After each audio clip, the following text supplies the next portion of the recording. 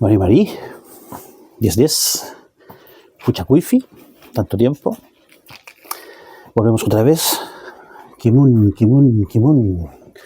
Nutrancam 7, Inarumen, contemplación profunda en meditación. Al Zugu.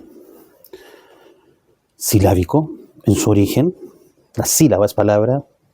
Cargante, la sílaba es palabra. Aglutinante, se pega para formar palabras, para describir en profundidad, ¿cierto? Onomatopéyico, ya vamos a llegar ahí, maravilloso.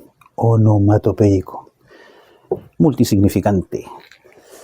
Habíamos encontrado, ¿cierto? Ya las sílabas, palabras, we, nu, re, pu, che.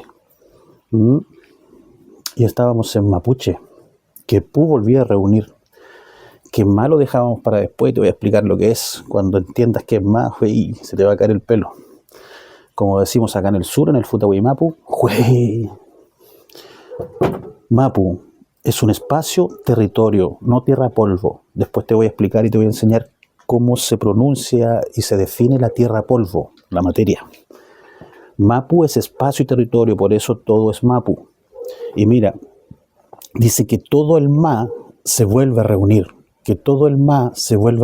Y eso está definido como espacio y territorio. Todo el espacio-territorio que se vuelve a reunir desde un gran punto, Huayón Tumapu, el todo, hasta un punto específico, un territorio acotado, ¿ya? Un alof, por ejemplo. Todo tipo de territorio, incluso tu cuerpo. Tu cuerpo también es Mapu. La flor es Mapu, la piedra es Mapu, las estrellas son Mapu, por eso todo es Mapu. Todo es espacio o territorio, incluso el de arriba, por donde va la avioneta. También es un territorio. El Che. Entonces, al final, mapuche, más que gente de la tierra, es gente de un territorio específico, como te explicaba. ¿Y por qué es tan importante de un territorio específico?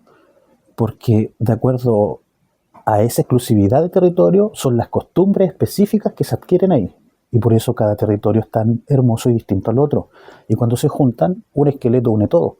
Pero cada uno tiene sus características especiales en su territorio. Gente del territorio. Pero esta es la reflexión importante. ¿Desde cuándo nos llamamos mapuche? Mira la pregunta. ¿Desde cuándo nos hacemos llamar gente del territorio? ¿Cómo nos llamábamos antes? Esta es muy bonita.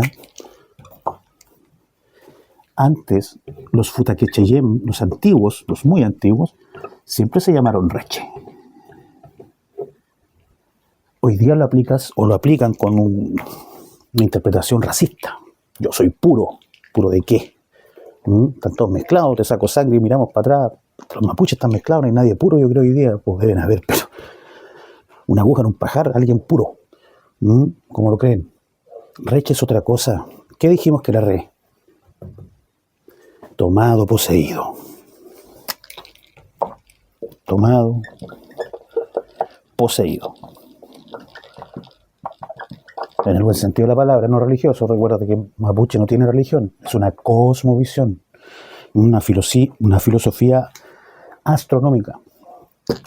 Poseído, tomado, un re. ¿De qué? De algo divino puro. Por eso el rego está ahí. Entonces, si eso es tomado, poseído, divino, puro, sagrado, y está aquí, ¿cómo se definían los antiguos? ¿Qué era un reche? Alguien poseído, alguien tomado, divino, sagrado, puro, pero además es gente. En la próxima aclaramos. Te voy a ayudar a ti.